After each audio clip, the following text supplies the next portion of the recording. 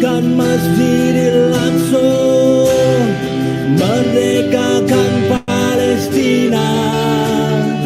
Bebaskan Masjidil Aqsa, merdekakan Palestina.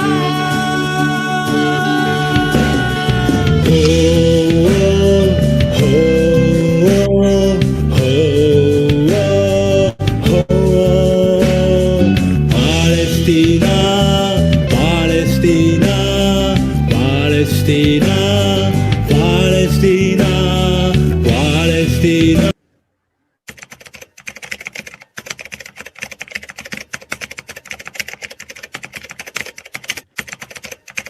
Itu kita di mana melakukannya mendorong. Kami tidak akan menjual Al-Aqsa. Kami tidak akan menggadaikan Baitul Maqdis, dan kami tidak akan tinggalkan Palestina. Takbir! Bebaskan Masjidil Aqsa, merdekakan Palestina. Bebaskan Masjidil Aqsa, merdekakan Palestina.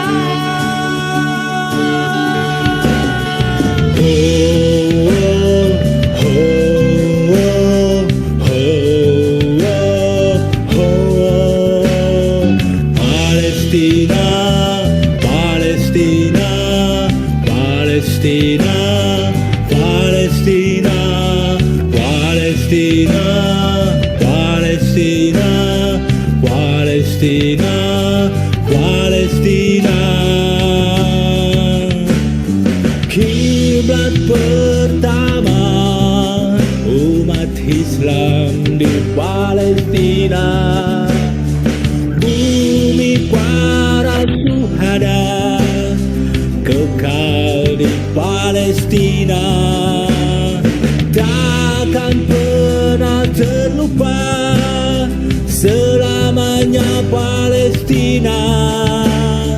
Ingin ku serahkan jiwa ragaku. Bebaskan Masjidil Aqsa, merdekakan Palestina. Bebaskan Masjidil Aqsa, merdekakan Palestina.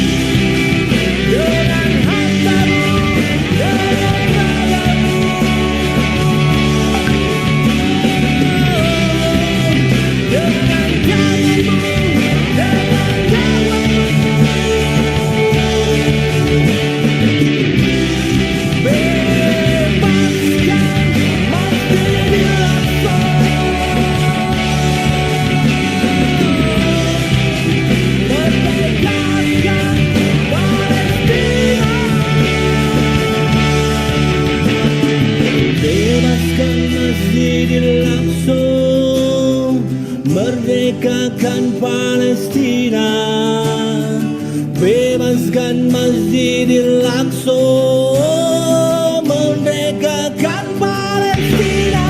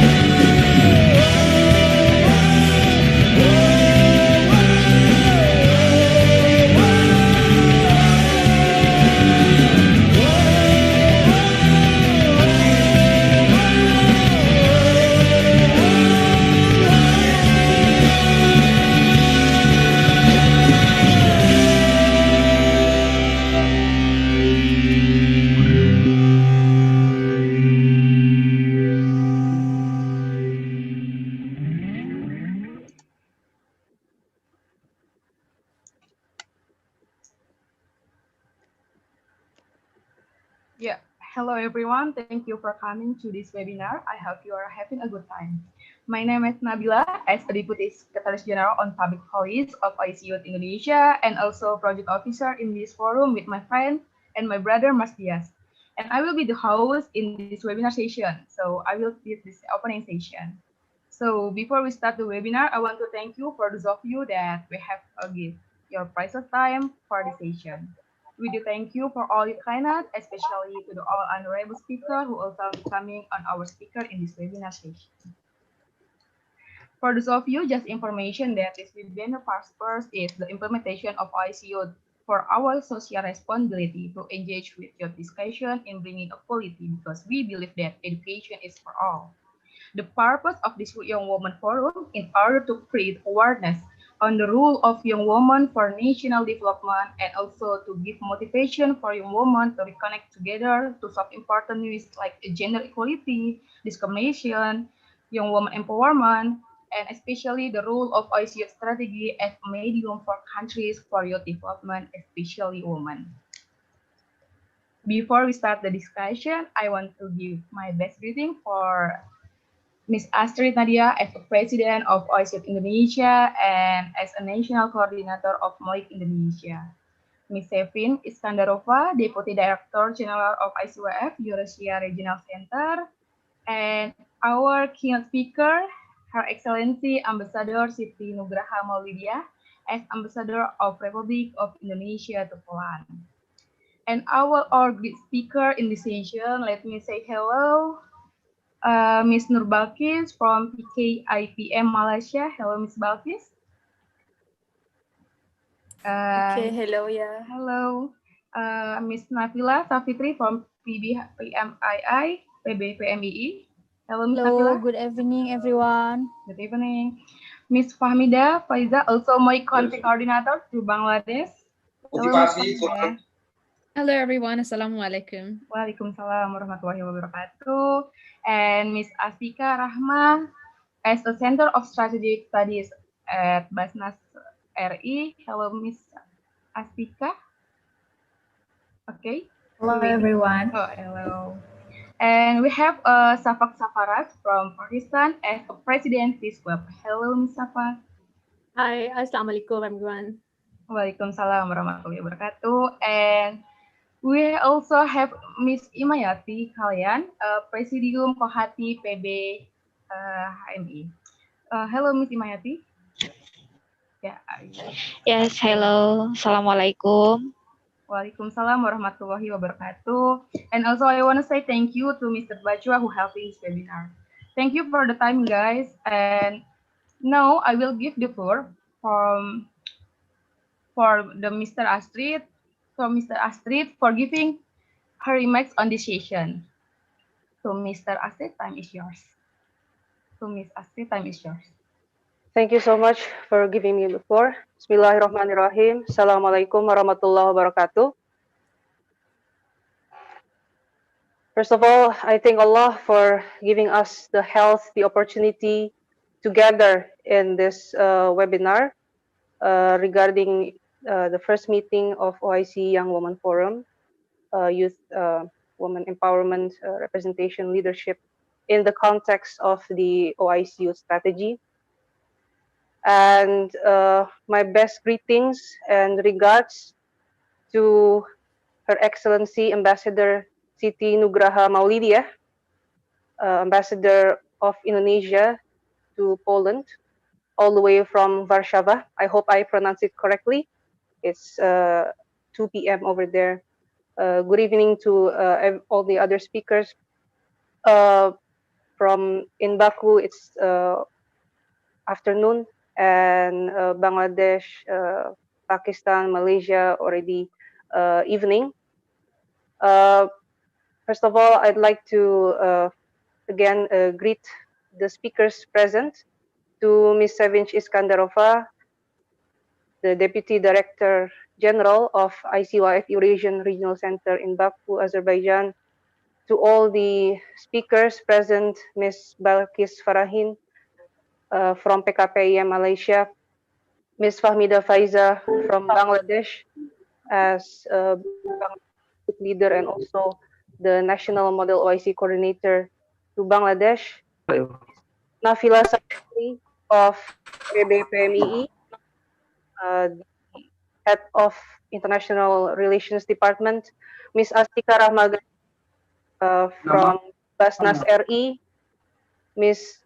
Siti Fatima Siagian, the Chairwoman of PB Kohati, which is currently represented by Ms. Imayati Kalian, and last but not least, Ms. Shafaq Sarfar from Pakistan. Before I speak, I'd like perhaps convey the purpose of the video that we had. It was a tribute to Palestine, written fully by our Chairman of Youth Council and also the Head of Advisory Board of OIC Indonesia, Mr. Tatan Taufik Lubis. He's currently also the Vice President of ICYF Asian Representative. Because the point is the raison d'etre or the to be of the establishment of OIC itself is based on the cause of Palestine. So therefore, it is fitting for us, especially also as Indonesia, in the early years of its independence, Palestine was one of the states that recognized our independence, and as you know, conveyed in the Undang-Undang number 37, year 1999, regarding foreign affairs. So the actors of foreign affairs is not only the state, not only the executive or legislative, but also can be from, even private sector, NGOs, organizations, even the citizen of Indonesia. So as the OIC Indonesia, our main concern revolves around three things. Firstly, of course, about the OIC issues of the Ummah. Second, about the youth development, be it advocacy, be it capacity building, be it academic engagement. And last but not least, Indonesia, how we respond to the public policy issues, current issues. And that's why this Young Woman Forum webinar is not, just held for the sake of it, but we see that especially in responding to the pandemic, there has been many discussions about, countries that have successfully curtailed the pandemic, curtailed the spreading of the pandemic, and handled it well, led by, heads of state that are female, such as New Zealand, Germany, and others. And regarding woman representation, I think this is something that is has been in discussion based on various, experiences. We had the hashtag #MeToo movement back in 2017. Also, currently even in Indonesia, 6 out of 34 ministers are female. Even the foreign minister of Indonesia, Ms. Retno Marsudi, is also female and is one of the most, we call in Indonesia Sri Kandi minister. So one of the leading ministries in Indonesia as well. And I think this is something that is good to have a forum like this. Firstly, because uh, especially my team, majority those that are active are female, right? So this is held in tribute, also not only tribute, but in appreciation for those that have, exerted most of their time, effort, everything for the sake of the youth in Indonesia. And also regarding the OIC youth strategy, it is important to note that institutionally, as the second largest intergovernmental organization after the UN, the OIC, with 56 member states minus Syria, is not behind in terms of their concern for youth. Uh, for information, ICYF, currently headquartered in Turkey, Istanbul. One of the founding countries is Azerbaijan. The first General Assembly was also held in 2004 in Baku, Azerbaijan.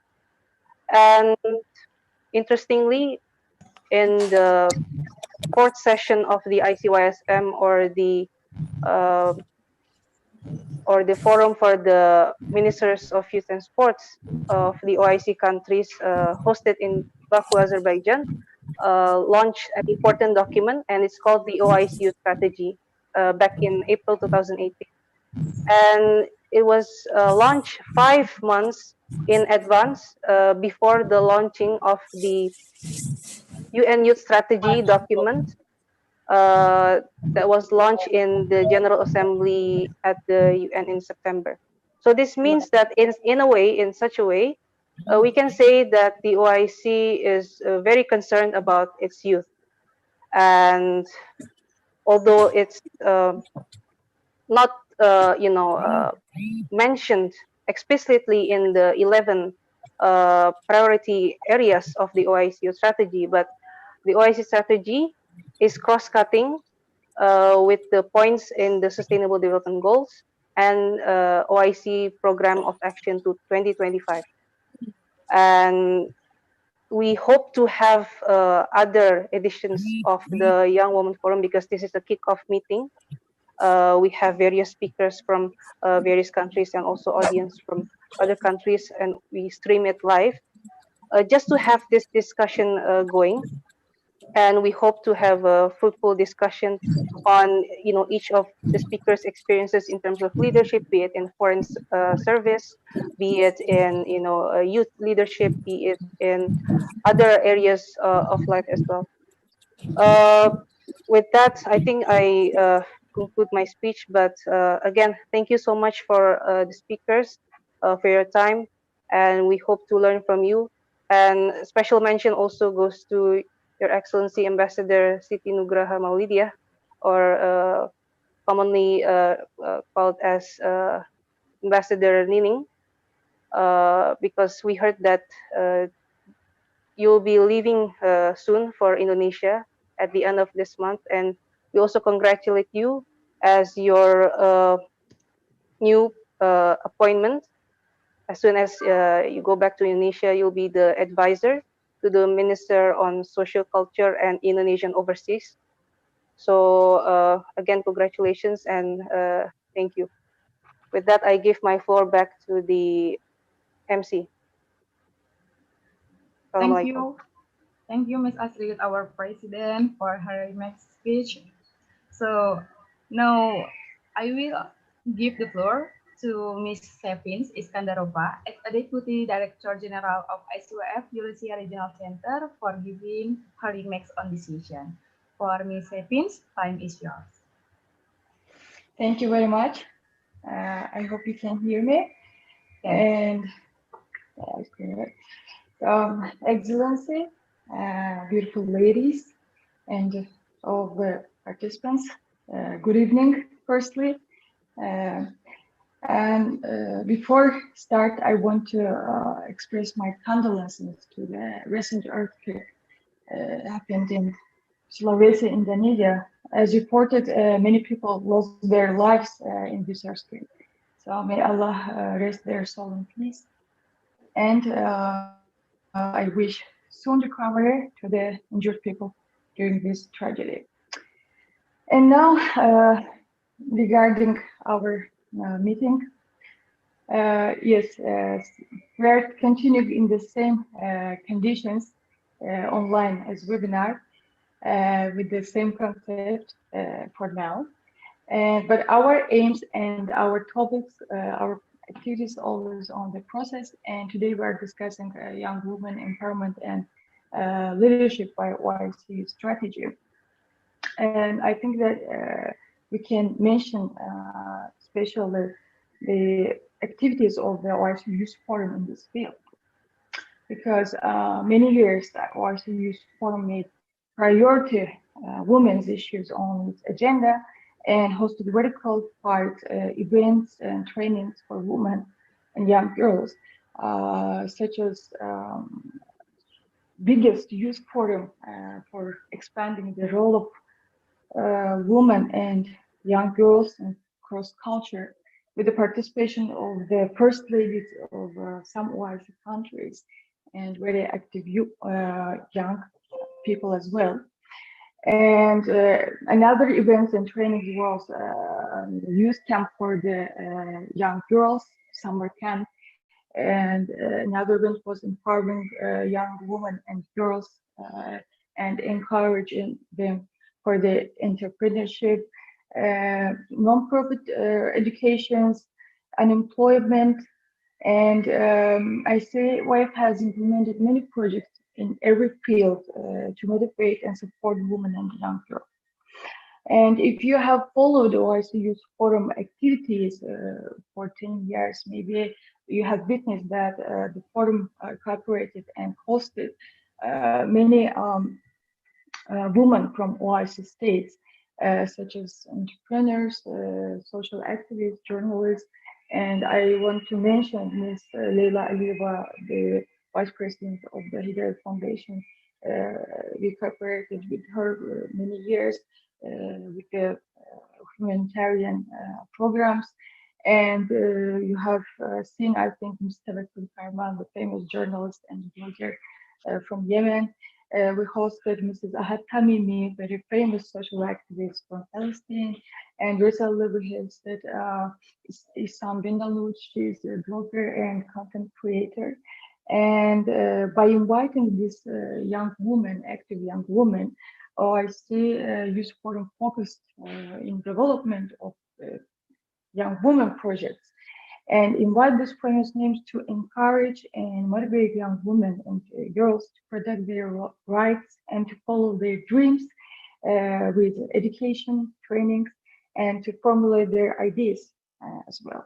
At least OIC Youth Forum decided to gather all of these problems regarding the women issue in one program within the OIC strategy, which was a document and was adopted by the fourth session of the Islamic Conference Youth and Sport Ministers.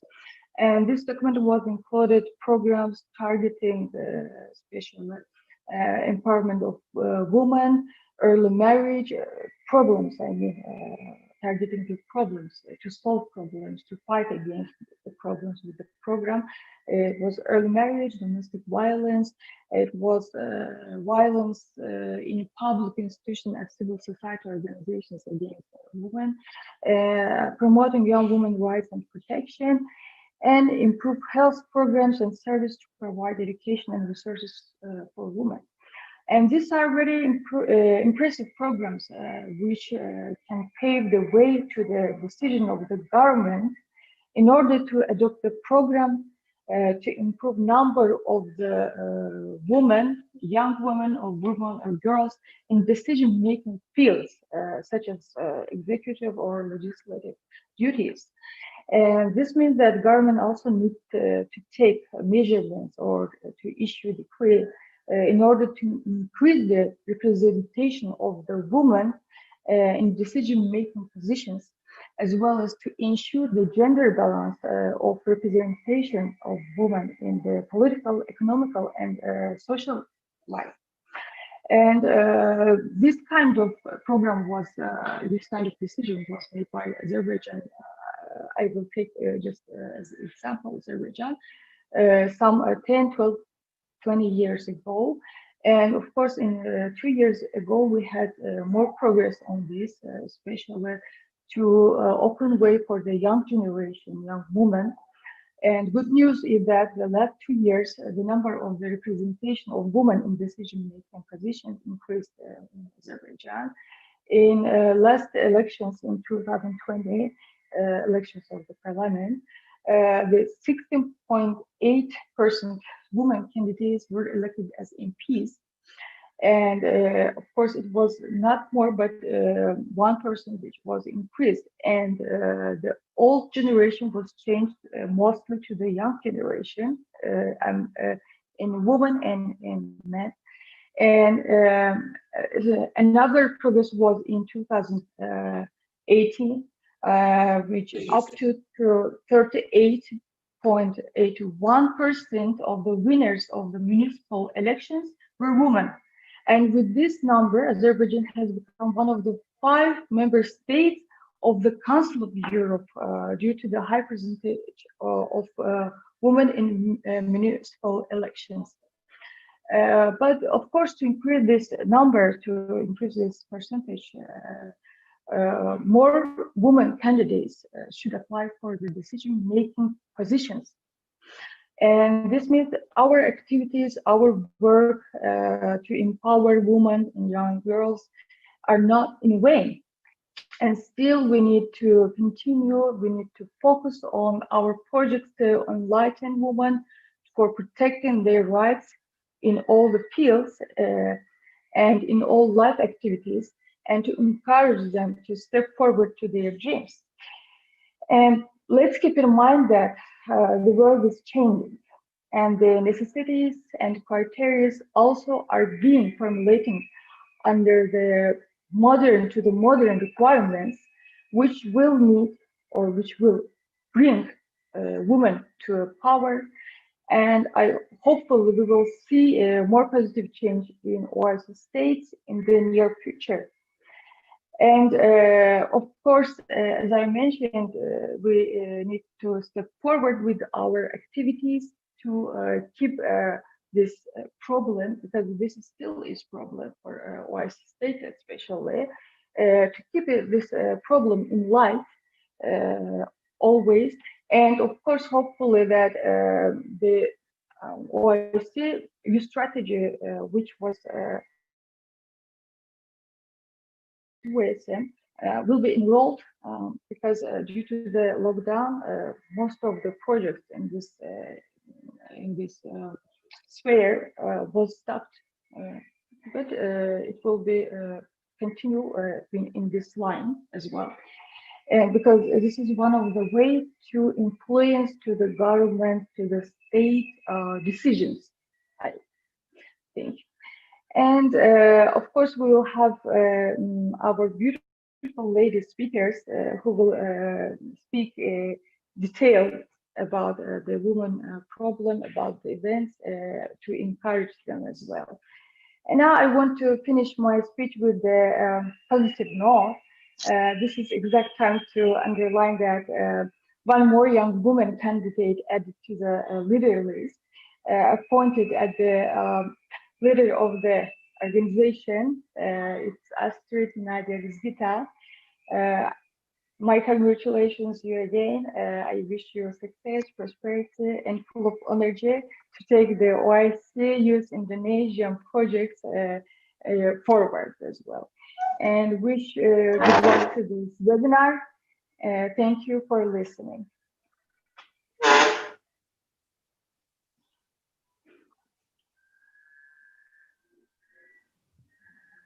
Yeah. Thank you, Ms. Evan, for your great remark speech.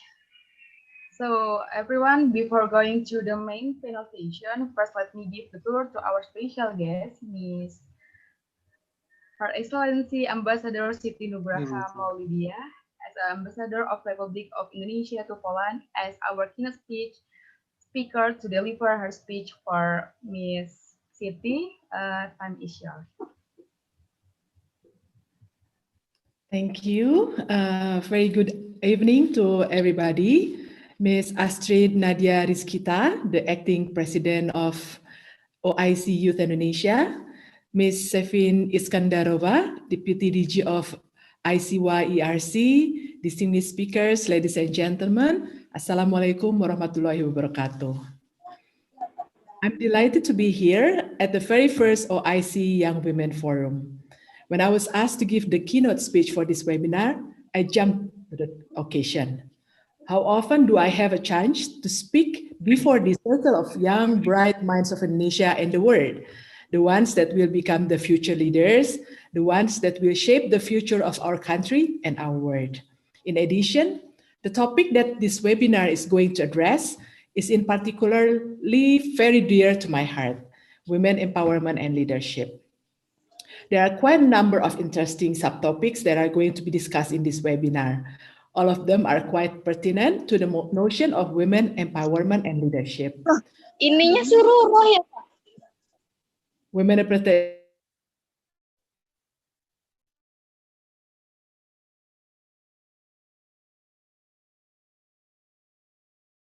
Okay. Okay, I have to unmute it first. Okay. Women representation, are we there yet? Our women representation have reached 30% in executive as well as legislative bodies. How effective women leaders in shaping the world? Are they making a difference? Do they take different routes in navigating crisis or a pandemic? How about the glass ceiling? Have we managed to shatter it? Has there been a pertinent policy in encouraging young women to be more active in their community? What are the strategies to promote young women empowerment and leadership? So many questions that we need to look into when we talk about women leadership. We are fortunate that we have quite a number of distinguished speakers in this webinar who will help the forum to answer such questions, to lead the discussion to be more effective, so that each of you could take something out of this webinar, inspire you to do more and be bolder in promoting young women empowerment and leadership. But whatever we are going to achieve here, it has to start from us. This is my first point. Changes start with you, with us. First slide. Therefore, allow me to tell you a story now. My story. I came from a rather big family. I have 4 sisters and 3 brothers. We live our life in modesty. My father was the sole breadwinner. My mother used to work as a nurse until she had her 5th child, after which she devoted her time to raise her 8 kids. My mother attended to all my father's needs. Only later, when my mother became a bit senile, he attended to her than previously. But through all of my life at home, my father was the king of the house. I grew up with the notion that good women has to know how to cook, how to manage the household, and take care of their family. While the daughters are responsible for the cooking and cleaning the house, as well as washing and ironing the clothes, the sons of my parents only responsible for cleaning the car and motorcycles. But we were given equal opportunity to study and to choose the subjects. We were allowed to participate in extracurricular activities according to our interests, and all of us were assured by our parents to take higher education and to get university degree. Both my parents never put any of us, age-wise nor gender-wise, as a priority among the rest. So off we all go to university after we graduated from high school. But one day, I found out what was really the real motive of my mother for allowing us, the daughters, to take our higher education. Do you know what it is? Well, several months before I graduated from high school, I told my mother that I wanted to become a flight attendant right after my high school graduation. She was very adamant to learn about this. She said, no, You have to go to university so that when something happened to your husband, you will be able to work and provide for your family. Without a university degree, it will be hard for you to find a job. So for my mother, university degree is an umbrella for the rainy season. The real place for a woman, for her daughters, is to become a wife and a mother. Well, but for whatever reason she sent me to university, I'm most grateful for her. If not because of her insistence that I needed to take a university degree, I might not be where I am now. With this background, I'm sure you would understand why I always had inferiority when it comes to competing with men. I was okay not to be the best. If the one ahead of me was a man, I always found excuses when a man beat me and told myself that at least I'm the first among my female friends or colleagues. Looking back, my aim is simply to not be defeated by a woman, but it was okay if it was a man. Because of this, I realized that I didn't drive myself hard enough to compete with everyone. I made exception. I was contented to be the second best of a man. Silly me. Ladies and gentlemen, in particular, the bright young woman who attended this webinar, I'm sure you've heard this old saying that goes, "You are what you think you are." Trust me, it is indeed very true.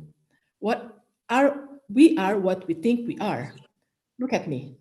For all I remember, I've never become the best in whatever I did. There is always a boy or a man ahead of me. But I have in many occasions become the first among my female friends or colleagues to reach a certain position. Let's see the latest ones.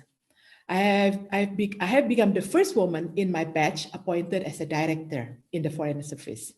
But at the same time, when I was a director, there is also a female colleagues from my batch. So I'm not the first alone, but together with my male colleague. I became the first female ambassador among my peers, but a year before, one of my male colleagues has been appointed as one. I was appointed the first among my female colleagues who joined the service at the same time as the advisor to the minister, but one of my male colleagues was appointed at the same rank 4 years earlier. So don't be like me. As I mentioned earlier, we have to start from ourselves. You have to believe that you can be the best. Tell yourself to be a version you want to be, and then believe it wholeheartedly. Keep telling yourself that you can reach the place you have been dreaming about, and then act accordingly. Aim high. There is no limit for a woman or anyone can do if they truly believe they can do it. No such thing that one person only has certain potentials. No, your potential, our potential is unlimited. Only the sky is the limit. My dear aspiring, spirited young women of this forum, second thing that we need to remember in achieving the goal of this webinar, empowering women and leadership, we need to help each other. We women need to stick together to move further. If it's not us, who would?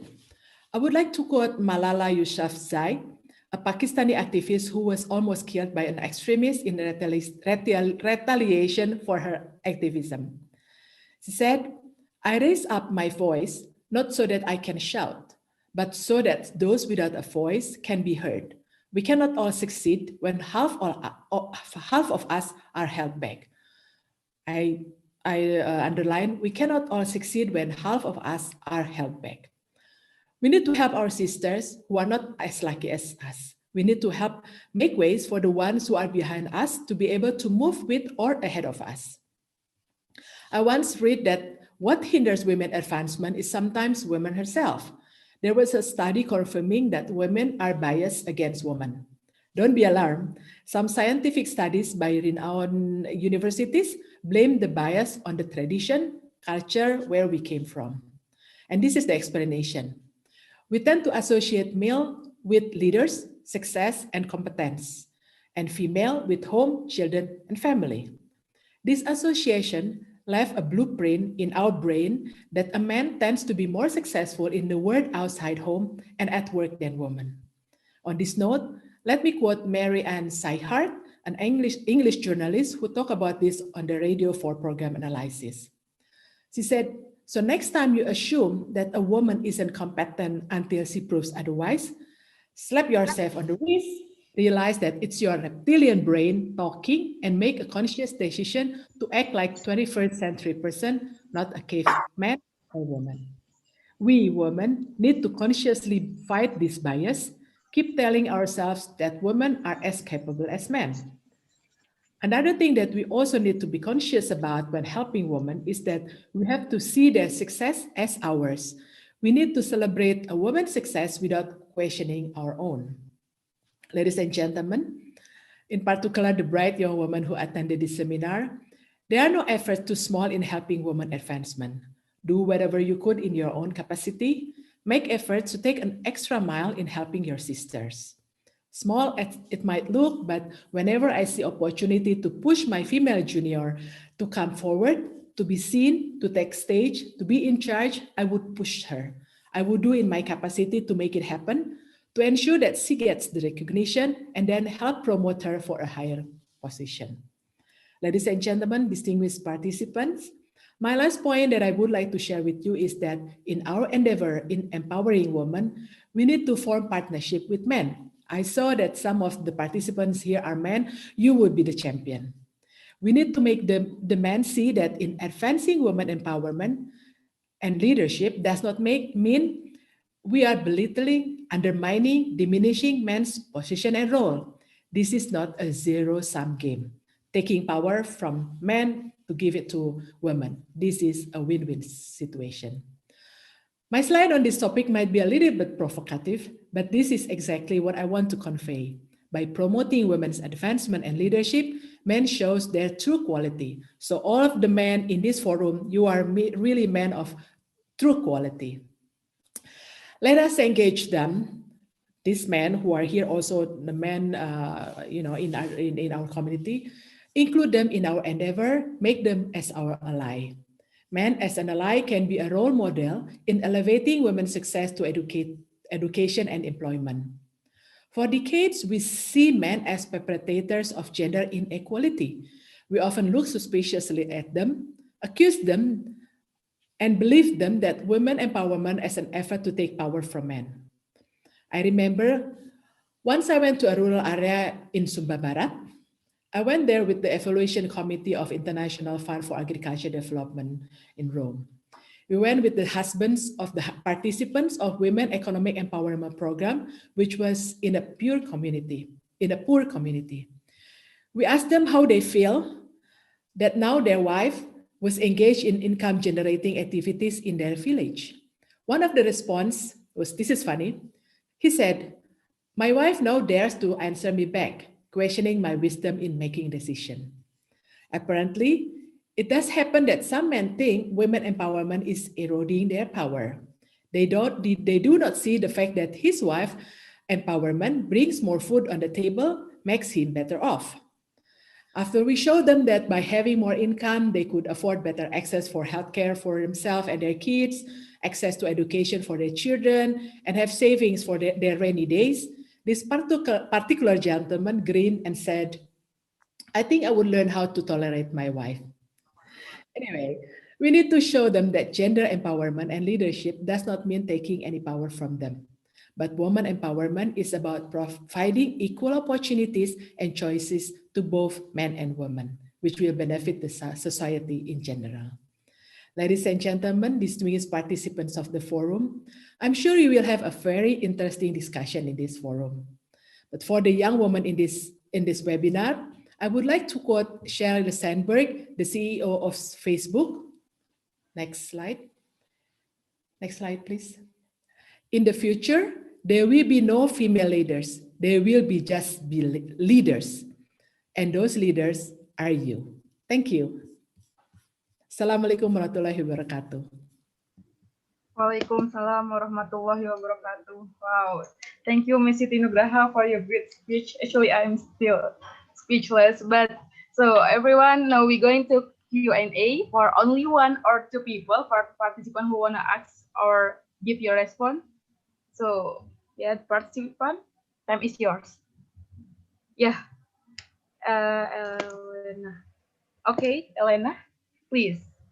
Okay, thank you very much for OIC for giving me time to ask the questions, and good evening to Miss Ambassador, Miss Siti Maulida.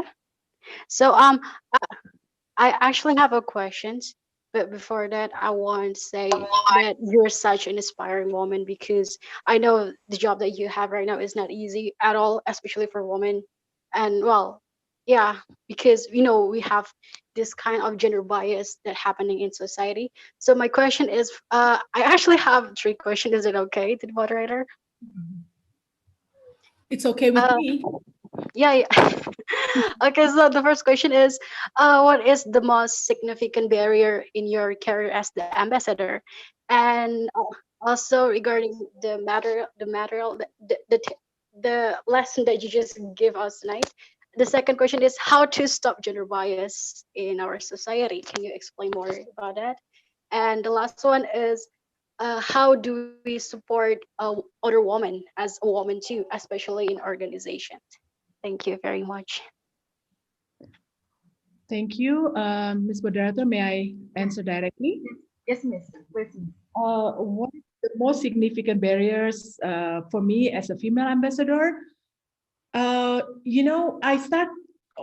when I realized I have a bias for other women, I consciously try to stop this bias, including stop this thinking that I'm a female ambassador. I'm an ambassador, and so I'm not different than other male ambassadors. And with this it helped me not to make a big deal, such a fuss about how I was treated differently than the male ambassador. So that's my first approach is to think that if somebody treat me differently, or if somebody treat me like kind of like weird or interesting, it's not because I'm a female ambassador because of my gender, but because well they have problem maybe they don't know the what is it, the customary something like that. So to answer first question, I would link it to your second question, which is how to stop gender bias. As I said it in my speech earlier, that we have to stop it from ourselves. We have to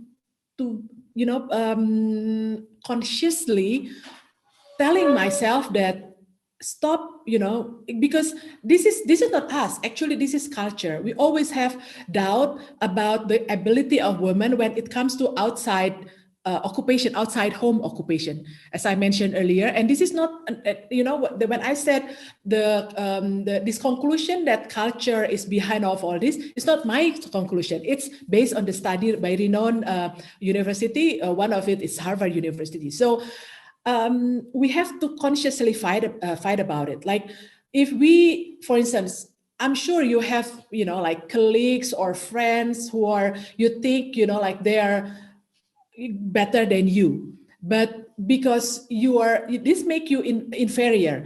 So stop thinking about it. Just focus on yourself, how you make yourself better. Okay.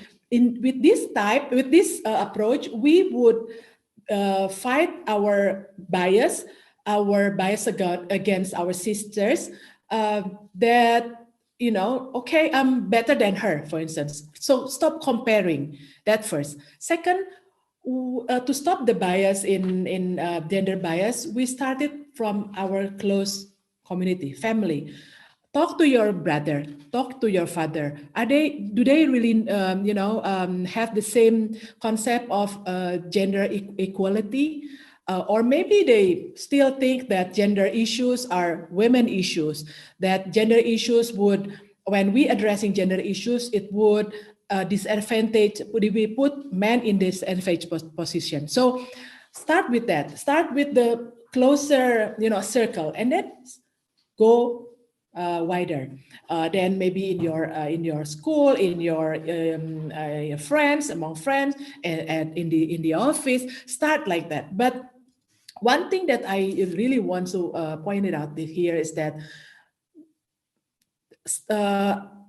like avoid giving kind of like avoid creating a sense that we are face to face with men. Yeah, so talk to them as if they are part of it. If there is an issue, it's the issue that also will impact them. If there is, if we are addressing an issue, if there is a good impact of this after we are addressing of this issue, if we see potential of good impact of after addressing this issue, we have to show to them that this is also the positive impact for them. So it will take time, like our society, especially if we are talking about in Indonesia, it's very manly society, but it's getting there. It's changing now, and so it has to start from us. And how to support other women, of course, it starts from the very small circle of us. Like, for instance, start comparing yourself to your female friends. Start, if you want to go further, if you want to go higher, don't go higher, don't, like, because you are stepping on your sister's shoulder, but because you are higher, you get high because you're reaching your goals because of your ability. It's not because you are what you said, kind of like politicking to get rid of your opponent. Okay, so start from yourself to support other women in your capacity, whatever, like in for instance, help your sisters at home, help your colleagues, your friends. So everything need to change. Start with us. So change ourselves first. Maybe we think, oh, I'm a champion of gender equality. I'm champion of women empowerment. But when it comes to to you personally, how do you see your if your friend is more success than you are, how do you feel? If you still feel like jealous, then you have to change it. Start with you. Okay, I know it's not easy, but it will take some like a process, and once you think that you are going to do it, you will do it. So nothing could stop you for that. So I think I bundle the question together because it's connected to each other. I hope, Elena, I satisfy you with the answer. I give back the screen to the moderator, please. Yes, thank you so much, Miss Ambassador. So guys, actually, I want to give some pointer from Miss Ambassador. So before we go into the main session. So first point is we need women helping each other for women empowerment, and there is a blueprint in brain that men are more successful than women, and we need to fight this bias conscious. And to champion women empowerment, we need to do partnership with men by acknowledge women equality is solving men equality. Women empowerment means provide equal opportunity for women. So thank you so much, Miss Ambassador. Thank you so much, Elena. And now we're going to the main event. Moderator, I have asked your permission because I have other things to do. So I'll leave this forum. But success to this forum, and success to all your endeavor in this in the strategy, in creating strategy for women leadership and empowerment. Thank you, Astrid, for inviting me. Success for you too. And thank you so much, Your Excellency. Thank you. Bye. Thank you, Miss. And now we're going to the main event, the panel session. So before we move to the panel session, I will introduce you our moderator.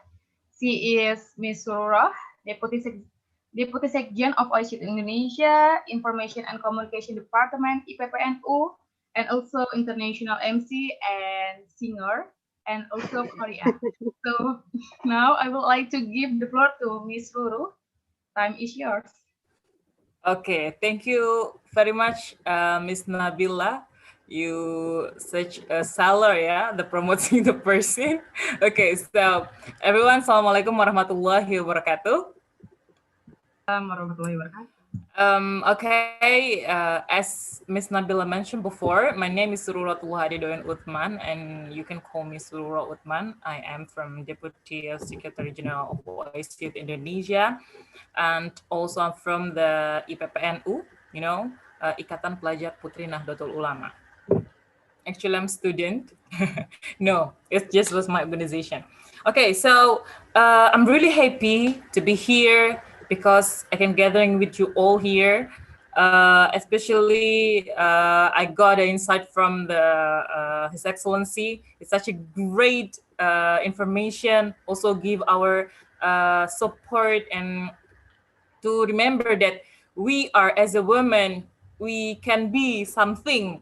Uh, uh, what I want to say is we can be something that also like an ambassador, like whatever we want. Okay, so before that, I would like to say greetings to the speaker. We already have a 6 speaker here. The first one is Miss Nurbalkis Farahin from PKPIM, Malaysia. And also Miss Nafila Safitri from PB PMII. Also from PB Kohati. Also from President Peace Club, Miss Shafak Savaras.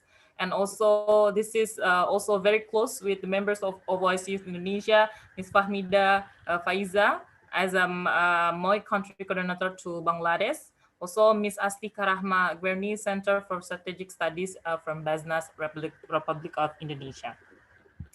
Ladies and gentlemen, as Ms. Nabila mentioned, also Ms. Asad mentioned before that we are addressing this, topic about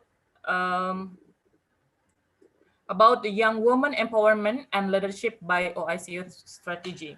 With the background, we were gonna talking about the equality and empowerment, also women representation in leadership and decision making. Yeah, we're gonna discuss about women representation in national leadership and decision making. This is very important. Also, the most important thing also we need to the speaker to sharing about their experience, yeah, regarding the topic that we already you're addressing together. So without further ado, I would like to give the floor to the first one.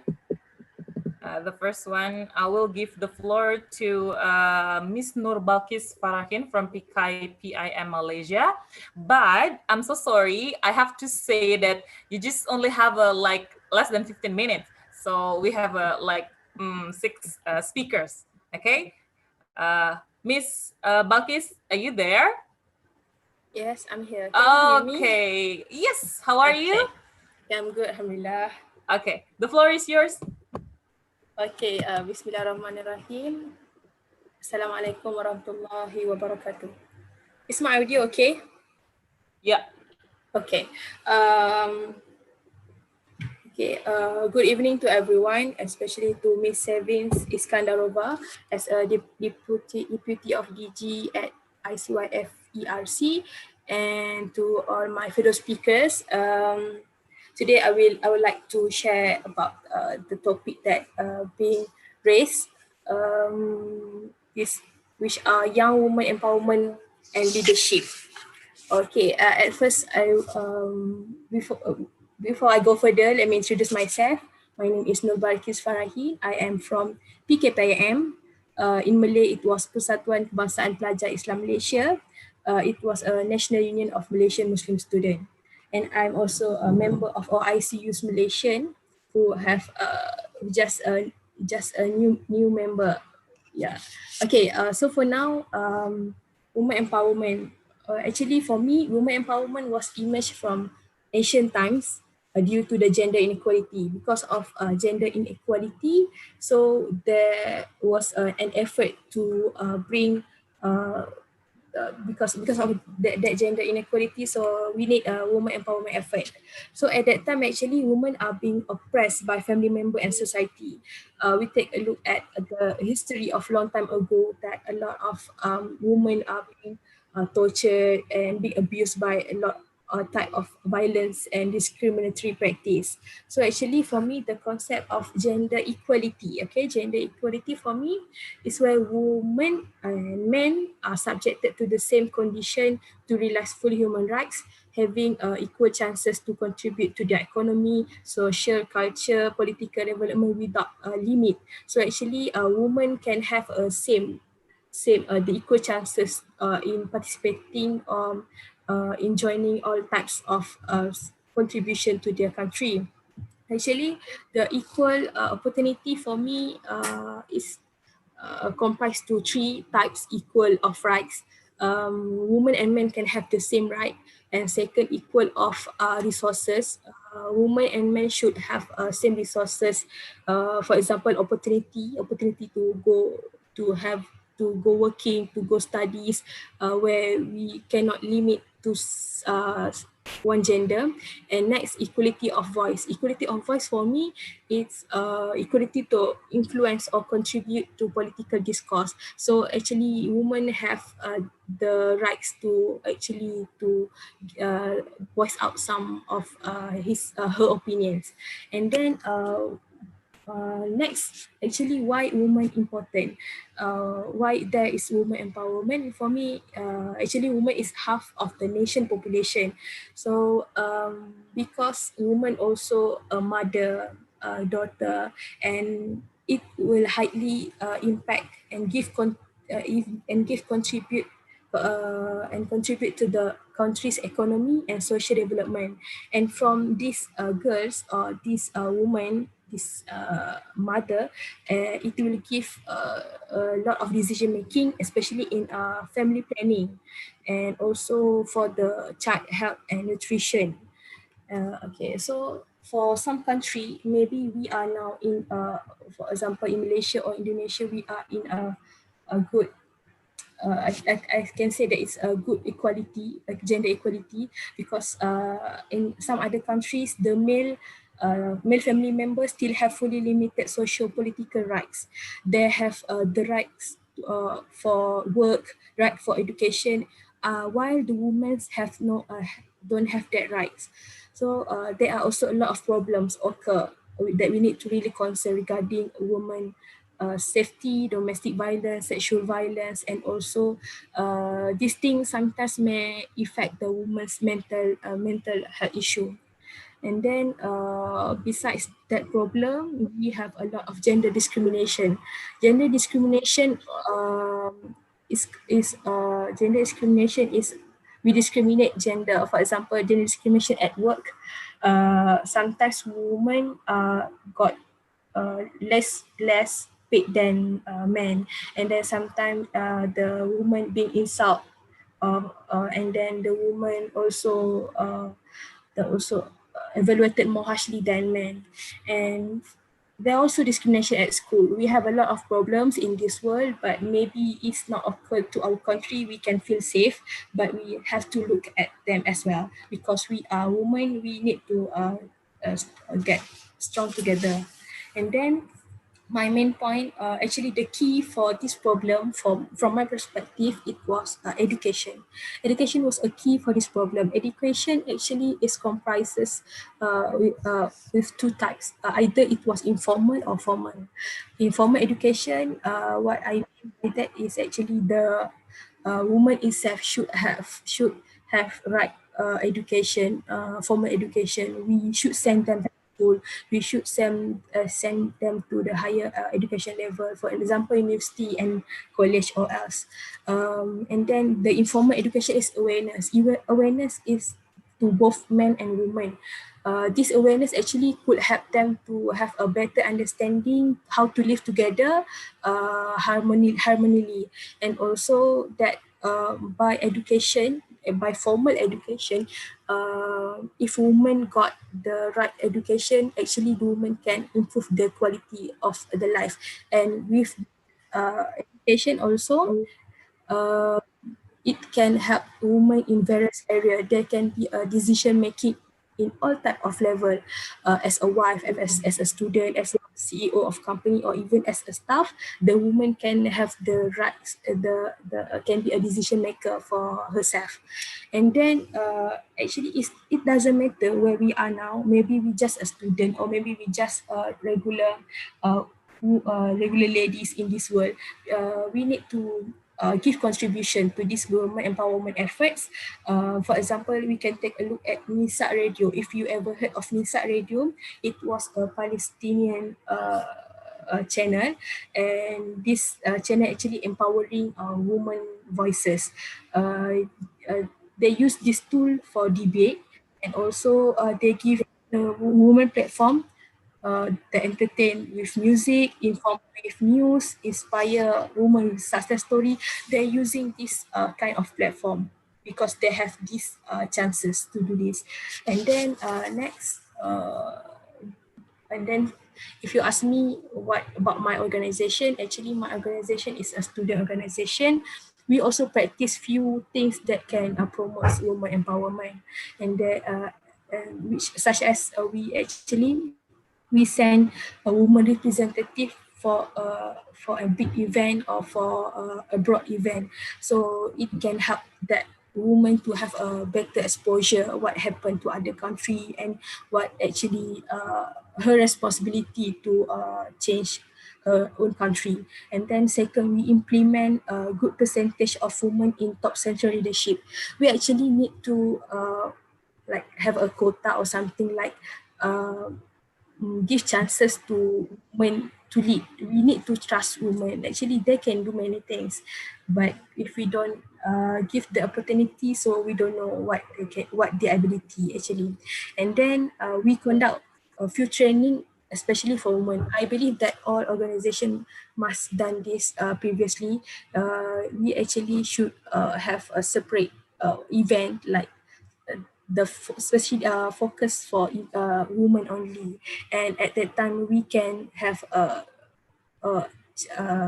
like an honest review or honest opinion on how this program should be conducted or else. And then as for Muslim, we have a lot of tools of icon, we can say icon or example, as our Her Excellency has just said just now, that from Malala Yousafzai. Malala Yousafzai was a Pakistani activist. She fight for female education at her country. Starting from 17 years old, she has that activist in her mind, in her soul. And then we have Razan Al-Najjar. Razan Al-Najjar was a Palestinian nurse.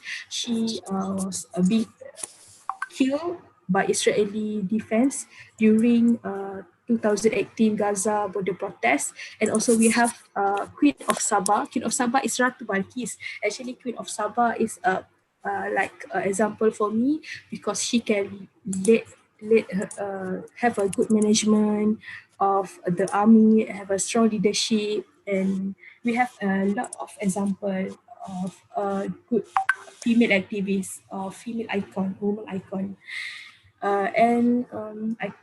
Okay, so I would like to share to you the small practices that can actually empower our women's or our women's empowerment effort from a small group. Okay, there are 3 tips.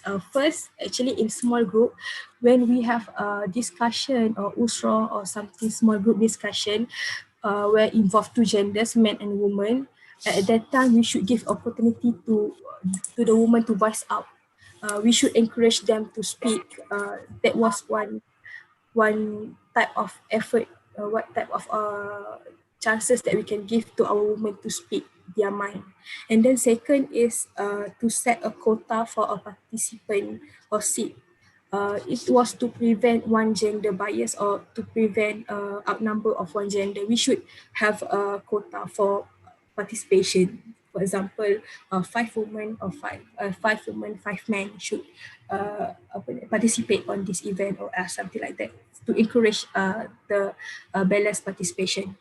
And then thirdly is to respect choices of others. We know we have uh, our own opinion, our own perspective, but we need to respect men's also. Men need to respect us. So I think that three will be the last point for my speech this time. So I hope that we can together strengthen our community, especially women. Men also can contribute to women empowerment. It's not a problem. Men and women should be together in this effort to together bring women empowerment as a good effort in balancing the gender equality. That's all for me. I hope that everyone can understand what I'm saying because I have an accent of Malay accent. Okay, thank you for that. Okay, thank you very much, Sister Balkis. Yeah, please give a big round of applause for her. Yeah, oh my God, it's such a great insight for us that you highlight so many, information. Equality of a voice means equal opportunity for express opinion. Also, you said that education is the key. That's also very important, and I'm really agree with that 100,000%. Okay, and also the last one she gave us the tips. Yeah, and I think that's quite great and information from Sister Bakis, all the way from Malaysia. Now we'll move to the next speaker. I will give the floor to Miss Fahmida Faiza from MOI Country Coordinator to Bangladesh. Miss Fahmida, are you there? Yeah, hello. Am I audible? Yes. How are you? Right, I'm doing great. I hope. Okay. Okay, so I give the floor for you. Time is yours. All right, perfect. So thank you for organizing this webinar for all the young women across OIC countries. I would like to first congratulate the newest presidency of OIC Youth Indonesia, Astrid, and also the team. Best of luck for your tenure and successful journey ahead. I would like to express my condolences for the recent tragic accident happening for all the Indonesian brothers and sisters over there. I can understand it could be a hard time, and I'm really glad that we still have the youth engagement and the youth perspectives shared and discussed all over the OIC countries across Asia and beyond. So I would like to express my thankfulness for ICYF Eurasian Regional Center joining today at this webinar and having Miss Savinj joining us, and also Madam Ambassador who joined us previously.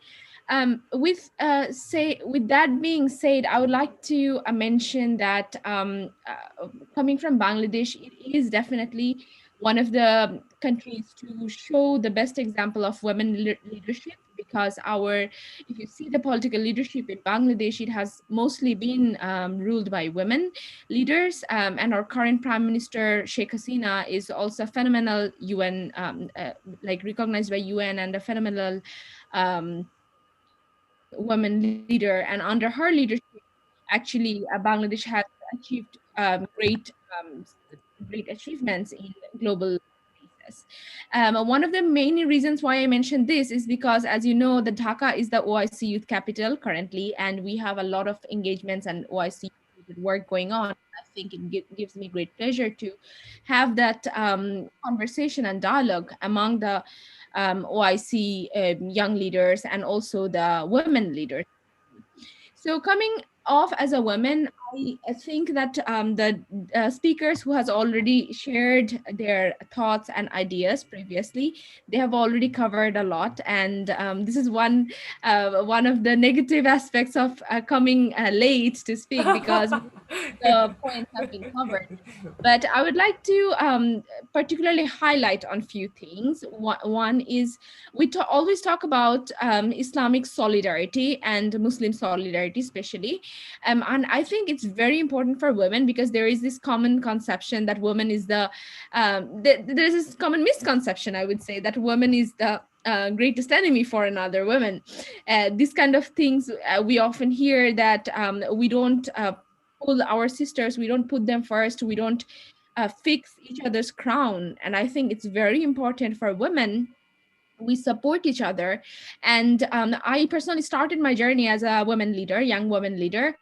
I was very involved into girl guiding and girl scouting, and I have run the girl guiding national team over here in Bangladesh. And working at global level with enormous number of girls and young women from all around the world, it actually showed me that how much, if all of the women all around the world can come together, how much impact we can create together. And I think it's really important that we understand that we as women, our voice is not just as an individual, but also we have a far-fetched outreach and impact, because women all around the world, we are facing more or less the same situations, same problems, same dynamics, because irrespective of our countries, boundaries, socioeconomic perspective, we all are women at the end of the day. And that gender narrative has actually created so much problems and so much violences against women all around the world. We see rape happening, we see sexual assaults happening, and we can see so many different kind of challenges women at large face all around the world, irrespective of country, irrespective of religion, irrespective of race, or any bias as such. So I would like to conclude my remark by saying that this is a great step, that for the first time we are actually trying to talk about, in the youth space of OIC, we are trying to talk about how women leaders who are currently working in their own community and who are also engaged in their own countries, they can come together and we can find a journey forward. And definitely from Bangladesh, you have all my support. And I believe that it is very important right now to have a female leadership approach, which also already OIC Youth Indonesia is having, and congratulations for that. But it's very important for us now to understand the impact that women leadership can bring and the value of it. So with that being said, I would like to move on to the moderator of this, and once again would like to thank everyone. Please feel free to connect and share with your experiences with me on social media. And Okay, thank you very much, Ms. Fahmida. Whose phone is that? Could you please to help me? Okay, okay. It's such a great information. Also, I highlight a little, yeah, but she already, given information. Her thought is very good. And the most important thing, we as a woman, we have to hold the hand together. We have to have a cooperation together to be a great woman. It's not only me, but also we as a woman. Okay, so we're gonna move to the next speaker. But before that, oh my God, I'm so sorry. I also forgot to say that thank you very much, Miss FM, that already give to attend this meeting.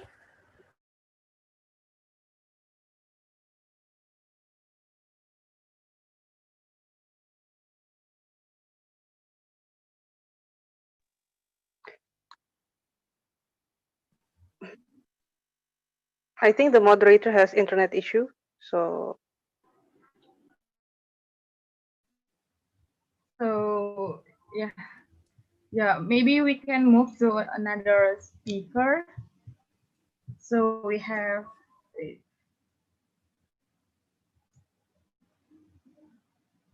Miss Nafila Safitri from PBF PMI.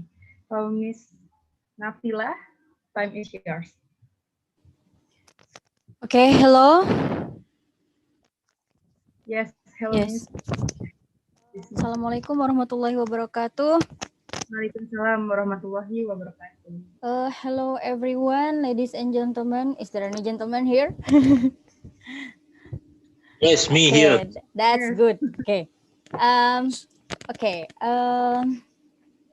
First of all, thank you for the invitation, for having me in this forum, and I will speak my perspective about the woman representation in the political leadership. Okay, constitutionally, either from the global treaty as implied in CEDAW, or national institution is very supportive for woman representative to have opportunity in national leadership. And with the quota 30% for the woman representative in political and on parliament, legislative or executive. But here, I will not tell why the 30% quota is not fulfilling, but because I cannot tell you about the academically about this thing. But some thing that we have to concern are there are some question when we talk about woman leadership, when we talk about women generally, not only look at ourselves, but we have to look to other women in our environment. The first women movement aim to give what we call as consciousness. Yeah, consciousness that women have biological difference with men, but women actually have equal opportunity and equal competencies with men to move and sharing role in the public space as men. Yeah. And being a leader, being uh, a president, maybe in any political structure or any organization structure, and the biological differences must be biological differences like uh, unique biological of women like menstruation, giving birth and breastfeeding is not some obstacles for the freedom of women, and state must be facilitating women, must make some system to facilitate the unique experience of women, to support women being actively involved in any line in public space, especially in political leadership in any level of structure of politics. Secondly, Indonesia itself may be one of the state that have strong patriarchal culture. So this woman movement, woman empowerment need more efforts to spread the equality values, the gender equality values, and to spread it, the biological differences should be facilitated to reach the good cooperation between women and between women and men. The difference between women and men should not be an obstacles for that. And the third, we have to ask ourselves. We have to look. We have to see to other women in our environment. Are they has been reached that consciousness conscious to women have to move, women have to speak up, women have to share their opinion. Are a woman involved in the parliament is maximally fight for the women rights. Okay, and leadership and political realm are assumed as that something very masculine. I'm quoting the Angie Tickner, the expertise of gender in international relation. I'm not really remember about the sentence, but substantially, women will assume as good politician, will assume as good leader if if she lead of if she organize the political structure as good as men. So in my opinion, this standard can be different in organizational context or area context. So there are so many people with that mindset when women being a leader, when women should be adapting with the masculinity of political realm and the leadership and the men leadership characteristic, not giving different color for the woman fight as a woman itself, and with their characteristic and unique experience as a woman which not experienced by men. Fourth, with those mindset, what we see is women see another woman as a rival. I think it's linear with what Miss Ambassador said before. We have to encourage each other, but the environment we know maybe not yet support women for this movement, for their movement, and we have to see another woman as a partner, not a rival, to support our movement. And this is maybe that make particular woman feeling doubt to move broadly in the leadership and political.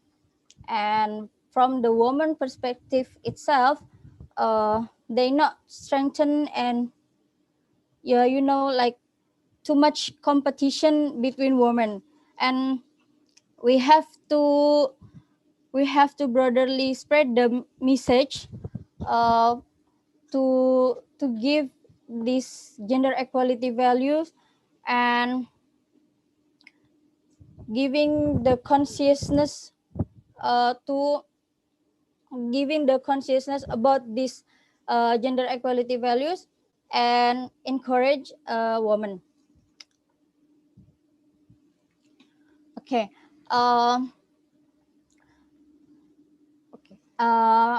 Maybe in I'm okay. I'm sorry, I'm not introduced myself before. I am from PBPMII. PMII is Indonesian Muslim Student Movement, which affiliated with Nahdlatul Ulama. And in PMII itself, PMII has another independent body special for her woman member, such a COPRI. We call it COPRI, Korps Pergerakan PMII, Korps PMII Putri, Women PMII, yeah, okay, Korps. And I also right now working for a CSO, civil society organization that focus on human rights issues and youth activism. So when I think when we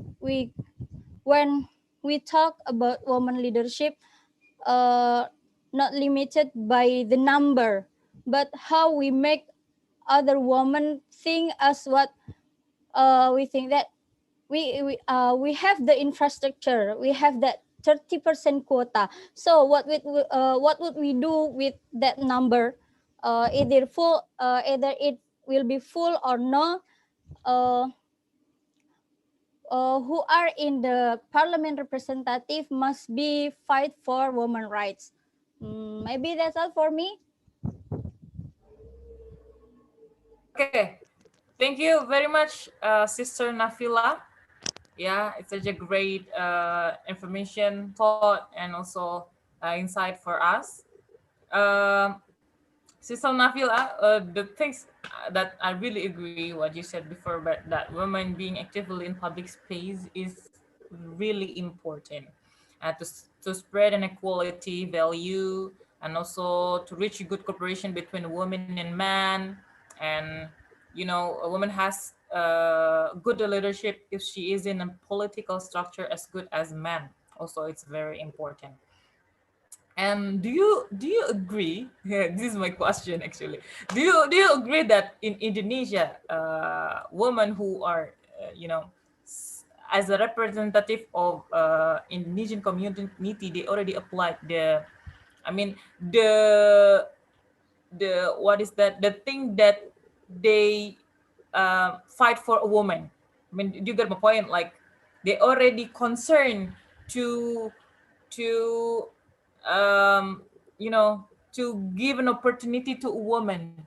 Are they already applying that, or they still just like, okay, I'm here as a leader, so woman is just number second? Do you get my point? Is it Yeah. before going to the next, because this is interesting, and I Yes, have a look at yes. that question. I cannot say yes, but I cannot say no. Okay, some of them maybe has been done something good for women rights, for the women movement, and for facilitating our unique experience that uh, that may be not experienced by men. But yeah, we have to encourage them and support them, maybe in our aspiration, maybe in our demonstration. Okay. Yeah, we have to speak up, to support the woman in politics, and uh, not warning, or what can I say, uh, reminding them that they who in the parliament must struggle, must fight for women's right, Okay. especially for women in politics. I have something to say that what okay, we in Islam we know that maslahah value, good value. uh, Okay. uh, when the politician will make some policies, uh, it's must considering the gender equality value. If Okay. it's maslahah for men, it must be maslahah for women. Okay. If not maslahah for women also, so the policy is not maslahah. You get the Okay. point? Yeah, thank you very much, Miss Nafila, Sister Nafila. Now I move to Pakistan. Yeah, Thank we you. have Miss Shafaq Safaraz. I'm sorry if I got a mistaken to pronounce your name. The President Peace Club. Are you there, Yes, I'm Miss here. Shafaq? Okay, Miss Shafaq, time is yours. Yeah, thank you. First, I would like to congratulate to Team OIC Young Women Forum on its launch, and I'm grateful to you for providing opportunity to be a part of this prestigious forum. I appreciate the thoughts behind this initiative. I would like to say that we can't deny women economic empowerment, but women cultural empowerment is more and equally important. When I said cultural empowerment, it's about all aspects of social life. To stay safe is a basic human need, and a girl and a woman need it same. It is important to outside home and outside home and workspace safe for them. To live life in a respectable way with the right of choice with respect to all the moral and ethical values is as same for women as it is for men. Right of education, right of participation in social, political, and economic aspects are for everyone. Withholding all these basic rights are not something extraordinary by the society, it's actually on its part to perform and to ensure it. I would like to take 2 points from Ambassador's word. She rightly pointed out to be unbiased towards yourself, the woman. Yes, for this, women need awareness. They need a psychological support as well. And they need skill development too. The second part, she mentioned that collaborate with men. Well, I think it is important because it's not about a fight among genders. Actually, we share same society and interdependent on each other. It's just like chicken and egg. You cannot say that one is good and the other one is not. So here at this point, I would like to introduce the Peace Club. Interestingly, Peace Club's core team has 6 members. Out of them, 5 are women. It's not by structure, actually. Peace Club is a forum where we used to discuss on our social behaviors.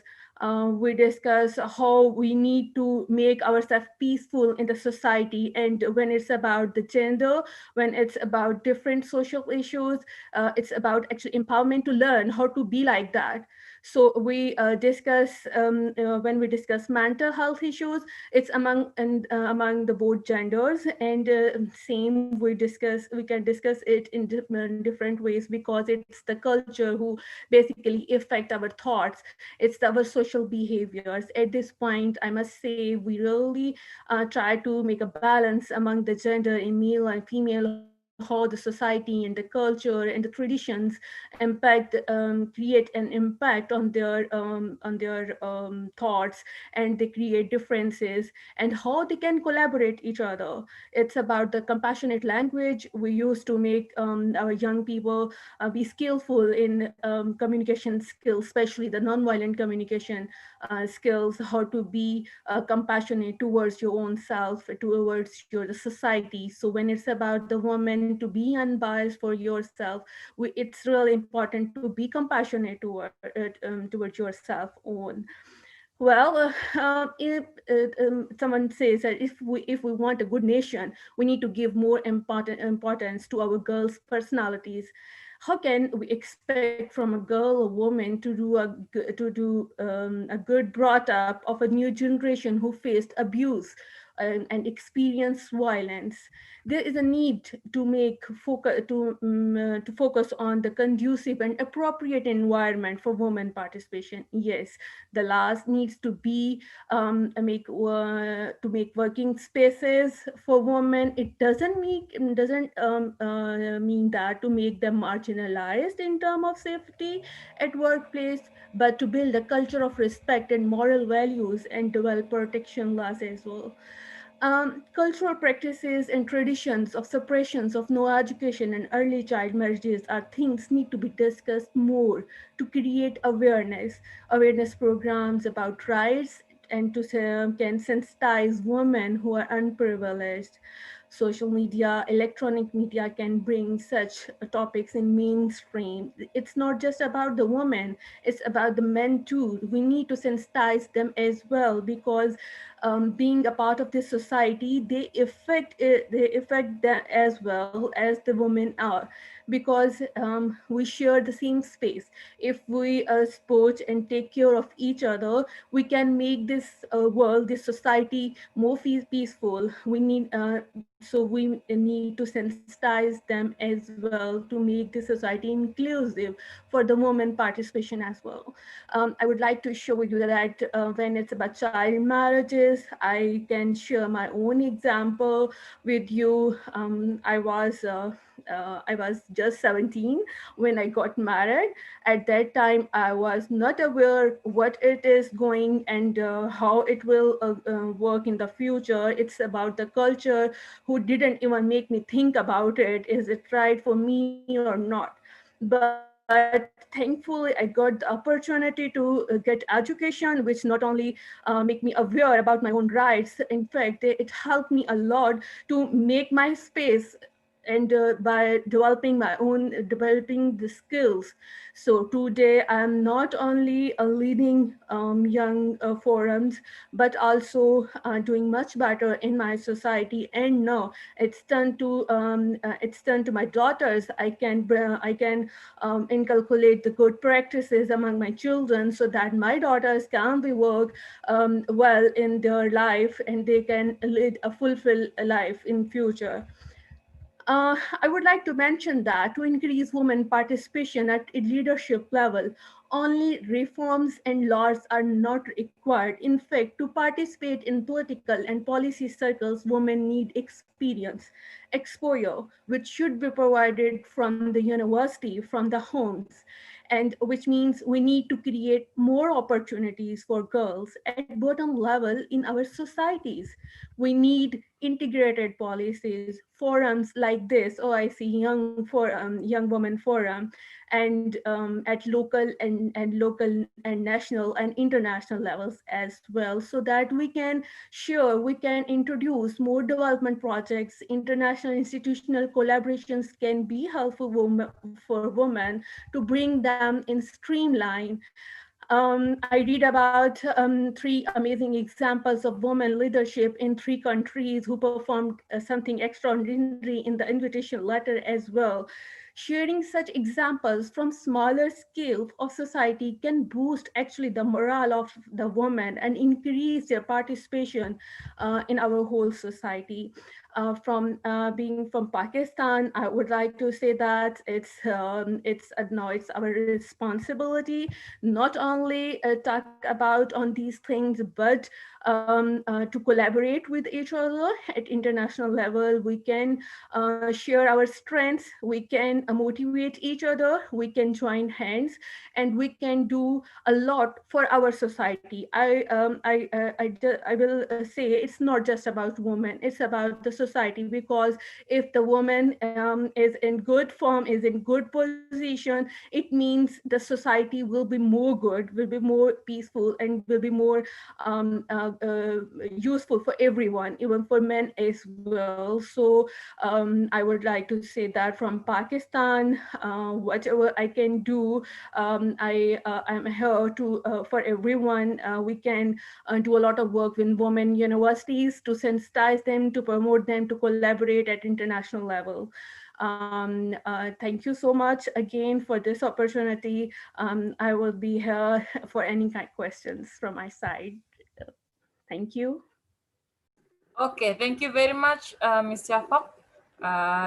Great information. I really agree that women have to have a lot of experience. We have to give a lot of opportunity, especially for women.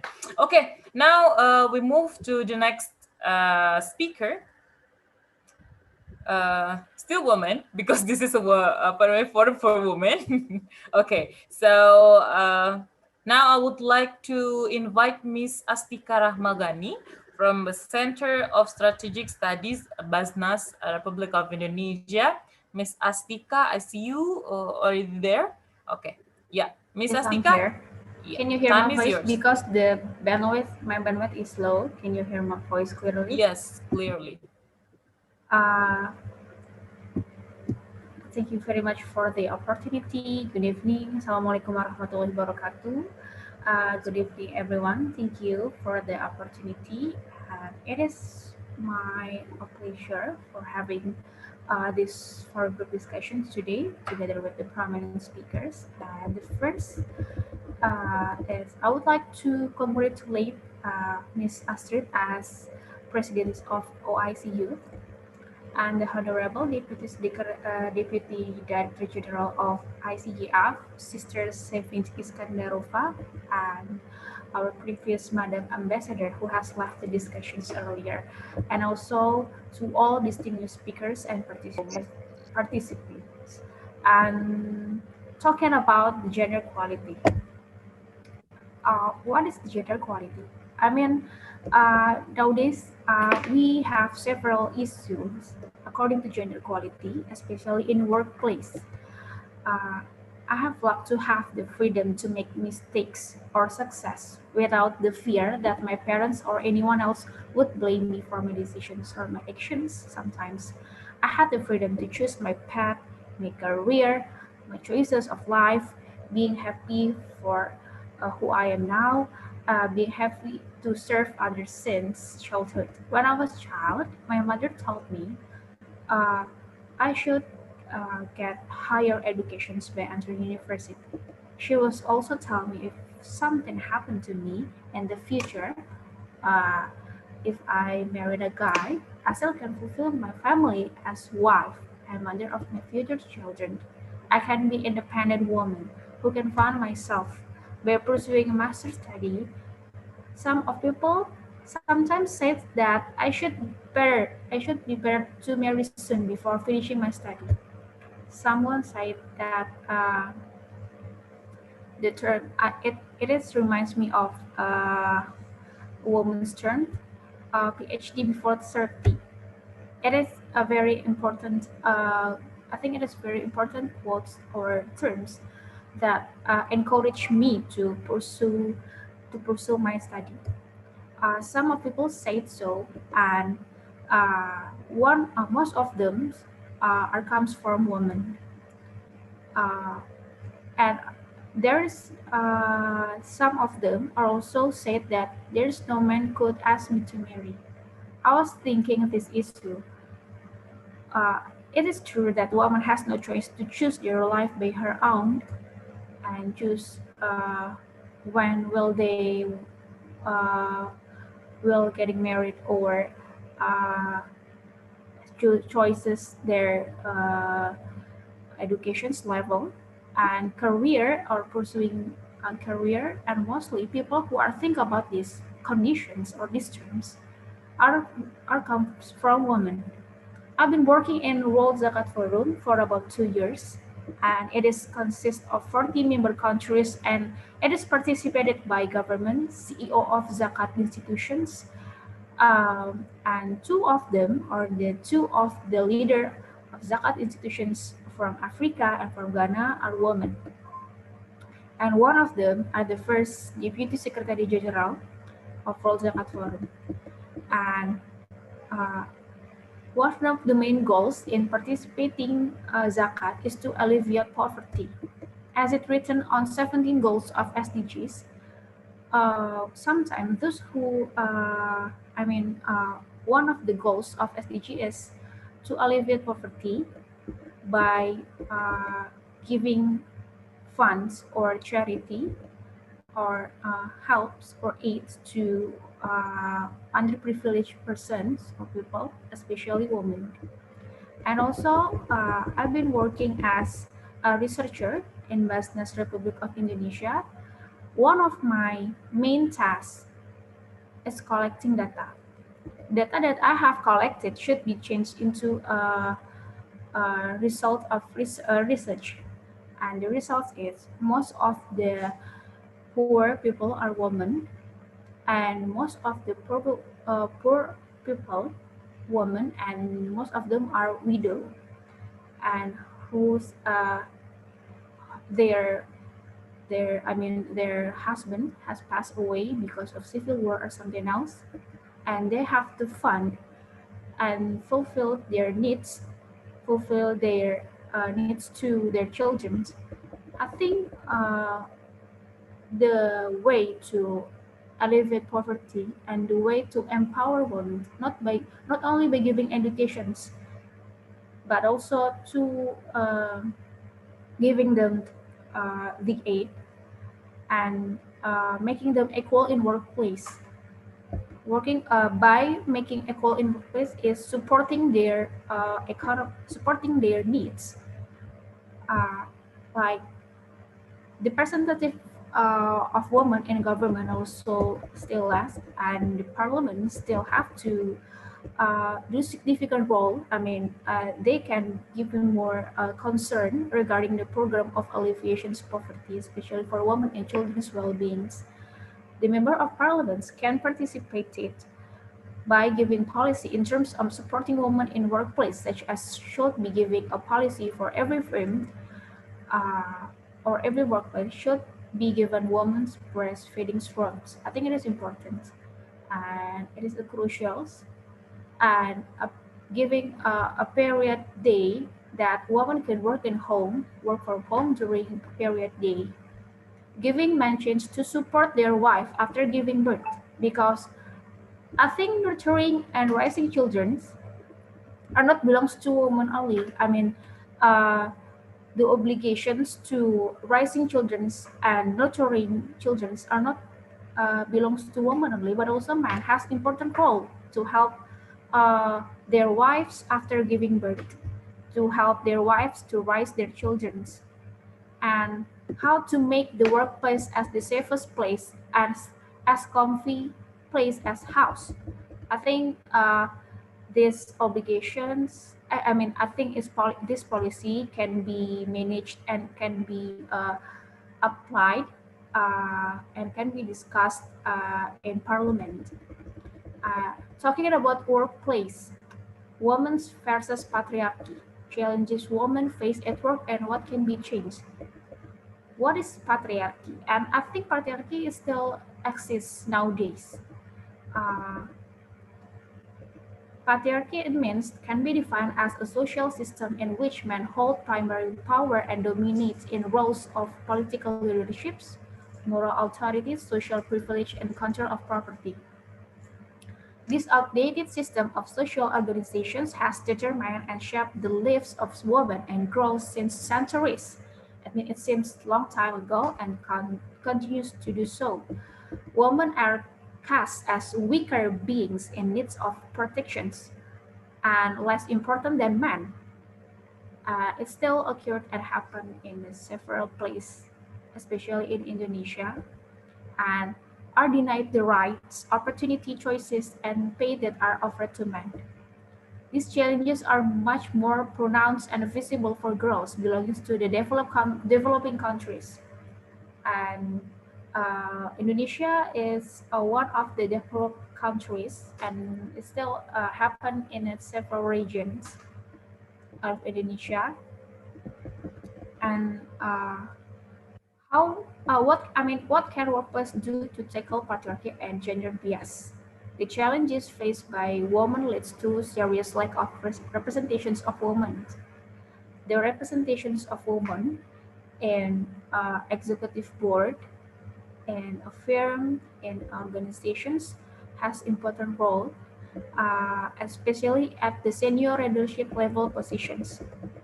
There are many complex factors that comes in the path of women's work life, denying her opportunities as well as posing challenges that deny her rights to have the equitable journey.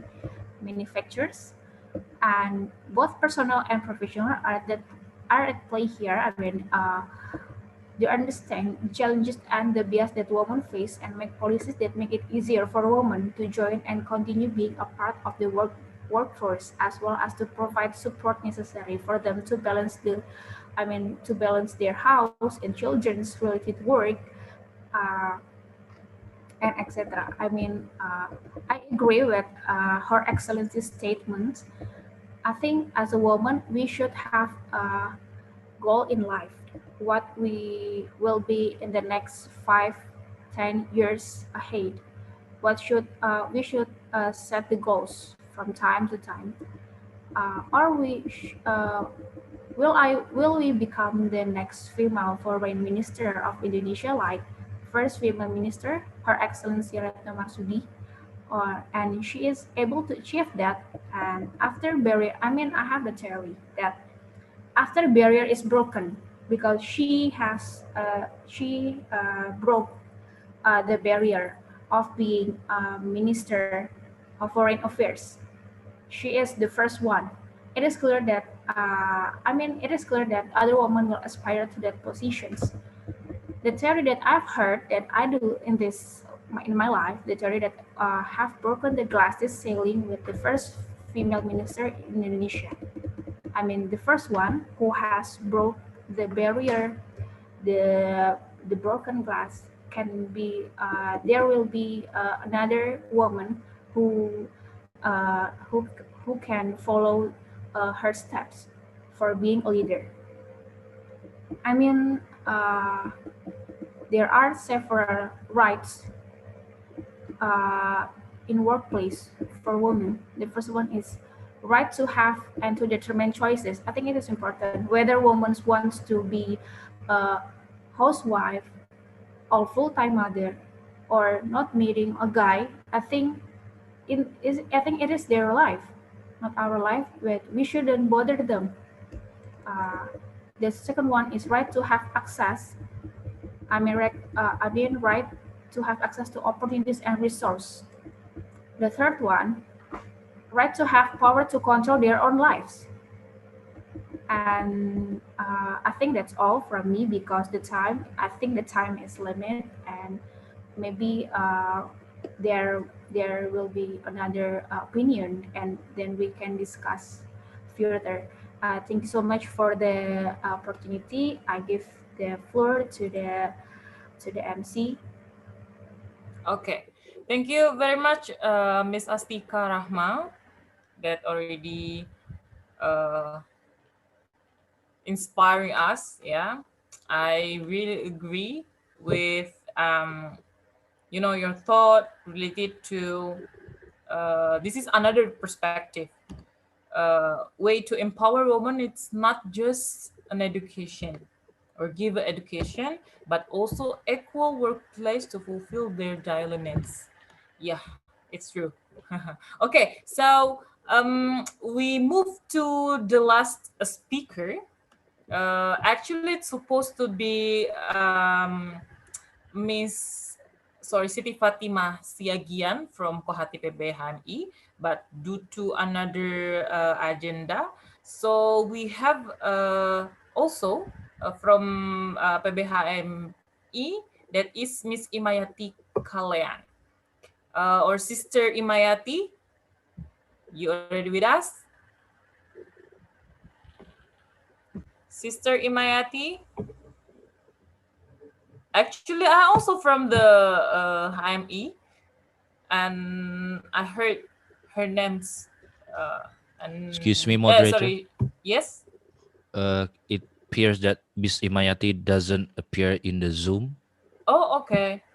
Okay. So while waiting for her, I think better we open the Q&A. Operator, please inform me if she already in the Zoom. Okay. Not so, yet. Yeah, you inform me if she already in the Zoom with us. Okay. So now I will open a question or testimonial or any comment related to your experience about women empowerment. You can share with us your your story or your comment, any comment. Please feel free to say that. Okay.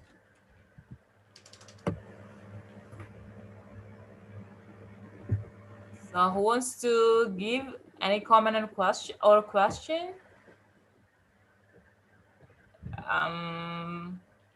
Nobody?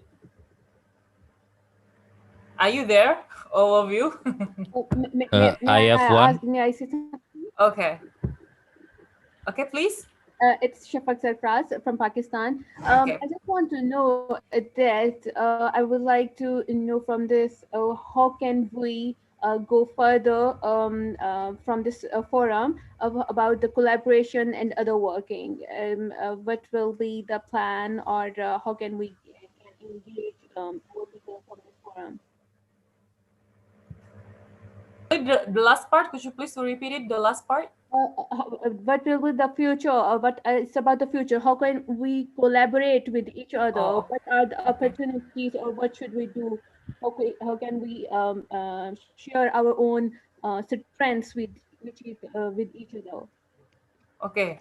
Who's supposed to answer this one? Maybe Miss Astrid? Okay. Uh, okay, is my voice audible? Right. Thank you, Ms. Shafak, for the question. I think it's a very important question. So it's more of a, let's say, a way forward after this. Yeah, actually, this was initiated by the Public Policy Department of OIC Indonesia, and actually last year, among the several webinars that we had, due to the COVID-19 restriction, we have to shift everything online, and enables us to have more cross-border interactions. So it's a blessing in itself, I think. But about the way forward, actually back last year in September, we held a launching of the OIC Youth Strategy, let's say, task force, enlisting the 11 main priorities concerning the youth. So one of it includes the marriage and early marriage, and also there's some points about equality, giving opportunities about education. So it's a cross-cutting thing. So the issue about women is a cross-cutting issue. Uh, and we invited some speakers from local. We had speakers from PP Nasyatul Aisyah from Muhammadiyah, and now present here we have representative from Kohati, PBHMI, and also Nahdlatul Ulama from PMII and IPPNU. So the thing is that why we launched this is to have a more specific discussions after this. Perhaps a woman in technology or entrepreneurship, a woman in education, uh, also in perhaps parliament or other walks of areas of expertise.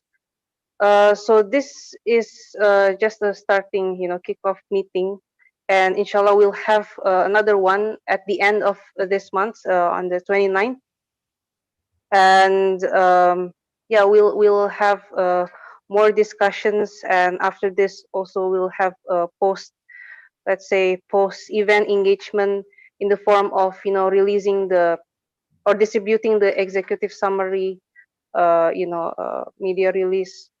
And I think other than that, we're open for, I think, let's say suggestions on further thematic discussions. I think I hope that answered your question, Ms. Shafak, and thank you for the important question. Okay. All right. We already have the question from Miss Shal.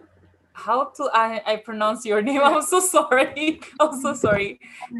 Yeah, Miss Mola Rezai. Is that true? I'm sorry. Okay, now please give your comment, because you need comment. Please, I give you time. Can I talk, please? Can you hear me? Yes, sure. Oh, great. Yes.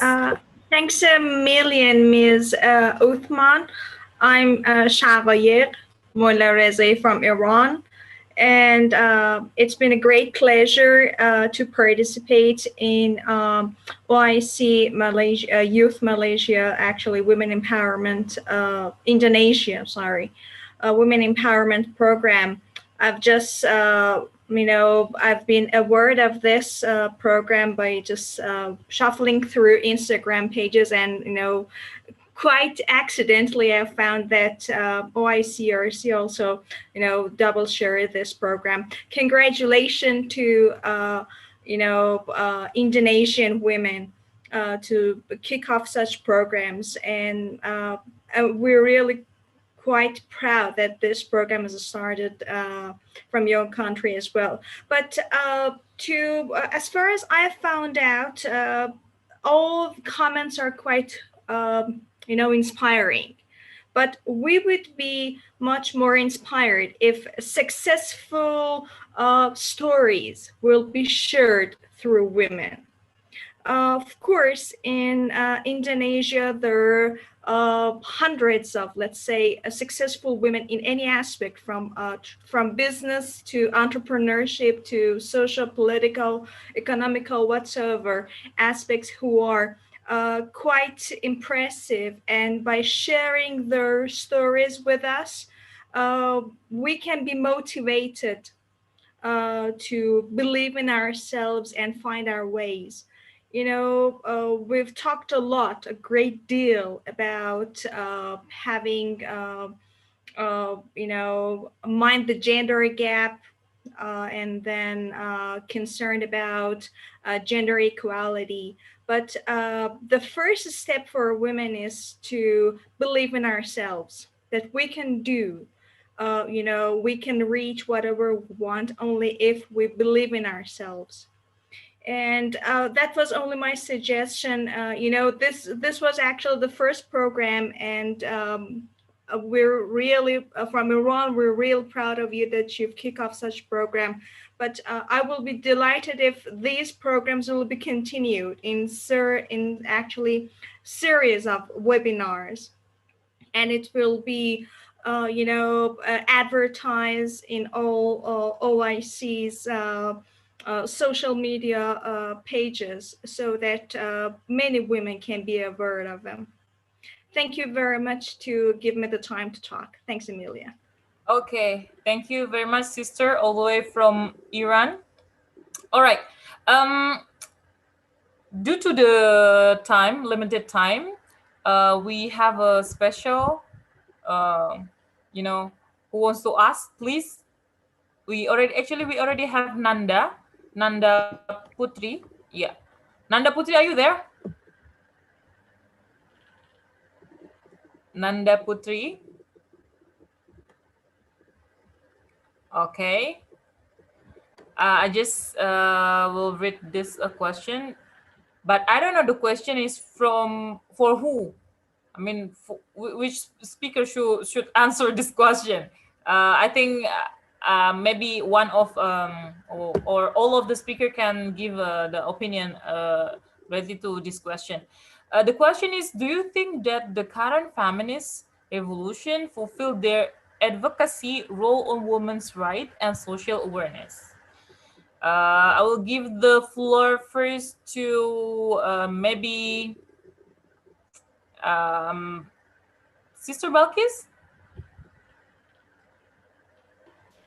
Okay, it's such a good question because I also don't know the root cause of this. Again, for me, actually, the question is about the feminist, isn't it? Actually, we are all needs. For that question, it's just not the feminist part. We also have the responsibility to do that. I don't have any answer for that question actually. I'm not sure about the feminist effort on that on the effort. Okay. That's all. Okay. Any other speaker who wants to add more related to the question, please? Okay. Maybe I have some point to say. Okay, sure. Yeah. I think that current feminist revolution has been fulfilled their advocacy role on women's rights and social awareness. You know that Women's March, maybe that it is a long march to speak up the voice of feminists, the voice of women movement, to reminding the leader, to remind the politician to remind our society how women's rights need long to go to be realized. And yeah, maybe from our realm in Islam, some of values look like too liberals maybe, but we can filter it. Yeah, we can filter it. Feminist values still have same line with some of Islamic value, and on advocacy role and women's right and social awareness too. It have same line with what Islam teach us. Yeah, like that. Okay. Maybe that's all. All right. Thank you very much. Another speaker? Okay. All right. Ladies and gentlemen, thank you very much for attend this launching of OIC Young Woman Forum webinar series. We hope we can continue with another webinar or another action or another the thing that we can give to empower women through this platform. Okay, I would like to thank to the speaker, Ms. Nurbalkis Farahin from PKPIM Malaysia. Thank you very much for attending this beautiful event. And then also Ms. Nafila Savitri from PBPMII. Also Ms. Shafak Safaras, President Peace Club. Ms. Fahmida Faiza from MOI, Country Coordinator to Bangladesh. Also, Ms. Astika Rahmagani, Center of Strategic Studies, Basnas, Republic of Indonesia. Absolutely, His Excellency Ambassador Siti Nugraha Mauludiah, and also Ms. Sevin Iskandarova, Deputy Director General at ICYF Eurasian Regional Center, and also our beloved President, Ms. Astrid Nadia Rizkita, and also all of the participants who already attending this event. Thank you very much. We hope we can see you to the next meeting and with another topic to be discussed. All right.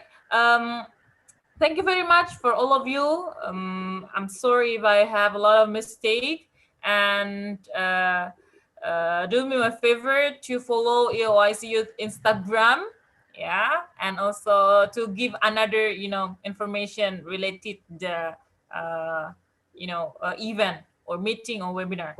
I think that's all for tonight. The participant who are in Pakistan maybe evening also, yeah, and from Miss Seven from Azerbaijan is in afternoon, if I'm not mistaken. Okay, that's all I think from me. Thank you very much. I'll see you next time, and wassalamualaikum warahmatullahi wabarakatuh. Thank you very much, all sisters around the world. Thank you. Together stronger. Get us stronger. Miss Fahmida, all the speaker and participant. Thank you. Tim jangan lift dulu ya.